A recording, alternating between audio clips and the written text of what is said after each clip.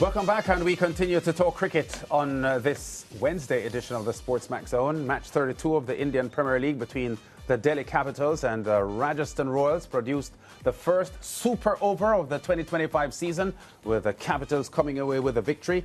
The Capitals were sent into bat and posted a challenging 188 for 5 of their allotted 20 overs. They were led by Abhishek Porel's 49. The Capitals also got useful contributions from KL Rahul, 38, and a quick-fire 34 from both Tristan Stubbs and captain Akshar Patel. Now, Jofra Archer, 2 for 38, 32 was the pick of the Royals bowlers. The Royals, in their reply, despite half-centuries from Yashasvi Jaiswal and Nitish Rana, both scoring 51, fell 1 run short, ending on 188 for 4. Captain Sanju Samson weighed in with 31 before retiring hurt.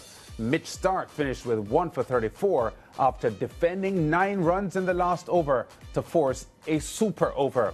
The Rajasthan Royals failed to face all 6 deliveries in the super over as Delhi Capitals forced 2 runouts to end the innings. Shimron Hetmar 6 and Ryan Parag 4 got the runs as Royals posted 11 of 5 balls. In reply, Delhi Capitals needed only 4 balls to reach a target, scoring 13 without loss. Rahul scored 7 and Stubbs with 6 to win it.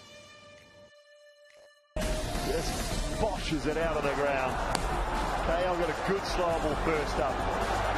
He's such a great thinker of the game, KL Rahul. Should have been run out. He knew, stay deep in the crease, go over backward point. Second ball picks up a 4. Good Yorker from Sandeep in response. And he just sits back, Stubbs, and dispatches him into the grandstand for 6. The hard work was picking what delivery was going to come down. Once he was in perfect position, and he absolutely spanked it over the boundary. Look what it meant to him as well. Delighted Delhi. KL Rahul over the moon as well. They go top of the table with it. Yeah, let's hear now from both camps. First, the Rajasthan Royals captain Sanju Samson, then the Delhi Capitals player of the match, Mitch Starc, the Aussie. We bowled really well. I think definitely there were phases where they came hard at us, and that's very natural in this league. But I would like to give the credit to all our bowlers and fielders. I think the energy inside the ground was really fantastic. And I felt that that score was definitely chaseable. The batting lineup which we had, the start which we had in the power play, I felt it was definitely chaseable score. But I think as we all saw some fantastic bowling by Starkey at the last over of the innings, I think that's qualities from the international, one of the best guys around in the world. So I think I would like to give it to Starkey. I think he won the game for them in the 20th over. Back your execution. You run in with a clear plan and execute as best as you can, and it doesn't come off, then at least you've executed, and sometimes it does come off. So a bit of luck goes a long way, but yeah, it was a fantastic game, and we're on the right end of it. I've played long enough that everyone pretty much knows what I'm going to do. If I can execute more often than not, it's going to be okay. So yeah, I mean, you can play that over 10 more times and do 10 different things, and it might be 10 different results. So as I said, a bit of luck goes a long way, and fortunately I executed well enough to get us to a super over, and then yeah, we were on the right end of it.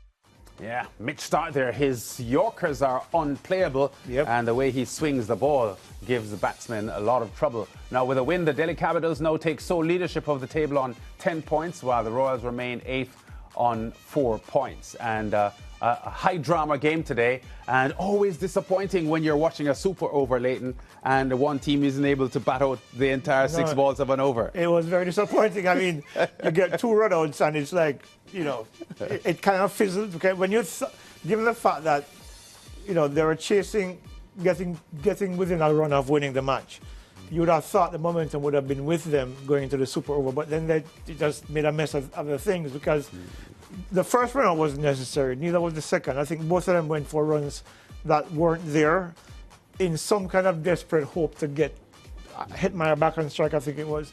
The reality is that they should have just played whoever is facing, go for the runs. That's all you have to do. And I think, look, in hindsight, everything is always easier in hindsight, but on the moment, you got the sense that they got everything wrong in terms of the super over, because had they done better, they might have well won this match.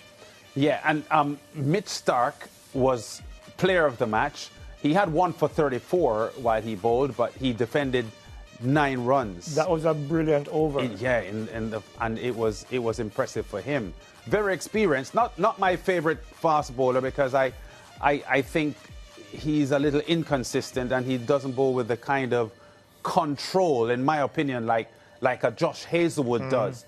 But when he gets the balls in the right spots, he's pretty difficult to handle. Very difficult. And at his pace. Yeah, because one of the things, and the key thing is this. Remember, the Hitmire got a 4 off the very first ball, inside edge. And then, so he had 5 runs to defend. And they couldn't get those 5 runs needed. That tells you that, as he said, when it works well for him because he does get a late swing and he does it at pace. And he's pretty accurate. And, so I was very impressed with the over because I'm sitting there watching and thinking, okay, 9 runs off of the last over, soup. But he bowled a really incredible over, and I think deservedly winning the man of the match. I think it just shows you what you can do with the right kind of control as a fast bowler, because when you're swinging the ball at pace, it's kind of like Walker Eunice, remember back in the day, where you could not move him because the ball was doing all kind of different things coming to you. It was a brilliant last over, and I think it put his side in a team position to win, and that's exactly what they went on to do. So you can't fault him, the MVP for the match. Yeah, and I want to say that I kind of feel a lot of sympathy for bowlers in T20 cricket generally, and IPL, of course, because of the crowd impact and the sort of effect that crowds have on the games. And when batsmen start hitting the ball all over the place, you can see the body language of the bowlers. It's really difficult for them to know what next to do, because in T20 cricket, some of your best balls are hit for sixes. Absolutely. Because that's just the nature of the game. And I like when bowlers get MVP, Player of the Match awards in T20 cricket, because their job is really difficult. I remember a game that Jofra Archer had played earlier this season. 76 runs, I he think went it was for 76, yeah. and he didn't bowl well as he could have, but he conceded at the end of that game that, there'll be days like those. That's what T20 cricket is all about. And Mitch Stark has had some bad days as well, playing T20 cricket, because if you get the ball, even if you get the ball in the right areas, you may still be pummeled away. Yeah.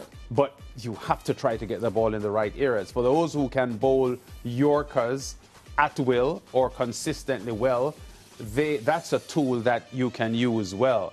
Stark has it, but to me, he doesn't bowl it at will. Sometimes, well, I don't want to say, it happens to him alone, because it happens to all bowlers. Yeah. But sometimes you miss the mark attempting to bowl a Yorker, and when that happens, it's trouble, because invariably the ball is right in the slot or straight onto the bat, and the batsman will have a field day.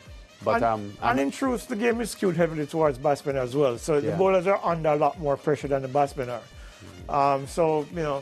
But Stark used to be a lot more consistent when he was younger. But as he has matured, I don't want to say aged, he has not been as consistent as he could be. And I think, but in circumstances like this, where he's getting the salary that he's getting paid in the IPL, he needs to bring it a little bit more consistently than he has been in the recent past. Especially last year, he had a pretty poor season last year. So it was good to see him and come out on top here today. Yeah, as I said, he's the kind of bowler that the difference between his good days and his bad days in T20 cricket will be stark. Yeah, for real. Can we have a quick look at the point standings, because the Delhi Capitals have gone to the top of the table, and for the first time since the start of the IPL, we're seeing as many as 6 points separating first from last. For the most part, we've seen it just 4 points separating first from last. So right now, the Delhi Capitals, 2 points on top of the table, ahead of the Gujarat Titans and the Royal Challengers Bengaluru and Punjab Kings. They all have 8 points, along with the Lucknow Super Giants. And then the Kolkata Knight Riders are alone at 6 points at the moment.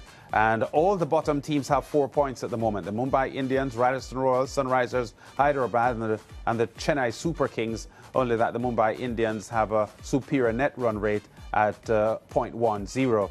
And the Chennai Super Kings at the moment, the worst net run rate of -1.28. So exciting action continuing at the IPL today, and today was as exciting as you will get. it was a super over because the scores were tied at the end of it all. And in the end, the Delhi Capitals coming away with a very, very good victory. And IPL action continuing on Thursday with the Mumbai Indians taking on the Sunrisers Hyderabad. So we go to break, and we'll be back with more on the SportsMax Zone after this.